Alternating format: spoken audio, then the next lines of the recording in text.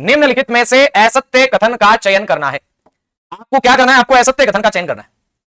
पहला कथन आपके सामने कि कला और साहित्य की दृष्टि से गुप्त काल भारतीय इतिहास का स्वर्ण काल रहा है। बिल्कुल, यानी आप कह सकते हैं भारतीय इतिहास का क्लासिकल पीरियड। भारतीय इतिहास का क्लासिकल जो पीरियड है, यह किसे कहा जाता है? गुप्त काल को कहा जाता है, कोई डाउट नहीं, कोई संदेह नहीं इसमें। गुप्त काल में वर्गाकार चबूतरों पर मंदिरों का निर्माण शुरू हुआ, डेफिनेटली सही है।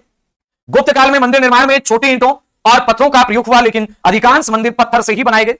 और गुप्तकालीन कला विदेशी प्रभावों से युक्त थी। यह वाली बात नहीं है, यानी आप कह सकते हैं कि गुप्त काल की जो कला थी यह विदेशी प्रभावों से मुक्त थी। कहने का मतलब आप कह सकते हैं विदेशी प्रभावों से युक्त नहीं थी। आप कहेंगे सर गुप्तकालीन जो आपका मूर्ति कला की बात कर रहे हैं, गुप्तकालीन कला की बात कर रहे हैं, कोई भी कला है विदेशी प्रभावों से युक्त नहीं थी। आप कह रहे हैं मुक्त थी, बोले तो फ्री थी। मुक्त का मतलब फ्री, यानी इसके ऊपर विदेशी प्रभाव नहीं पड़ा। बात आती है कि मंदिर निर्माण कला का जन्म यह कौन से काल में हुआ?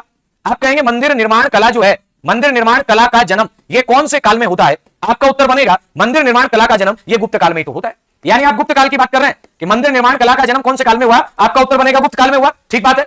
मैं आपसे कहता हूं कि इस टाइम में मंदिर कौन सी शैली में बना करते थे? आपका उत्तर आएगा मंदिर नागर शैली में बनते थे। और वैसे नागर शैली की बात करते हैं तो आप कहेंगे उत्तर भारत की एक महत्वपूर्ण मंदिर निर्माण की शैली थी नागर शैली।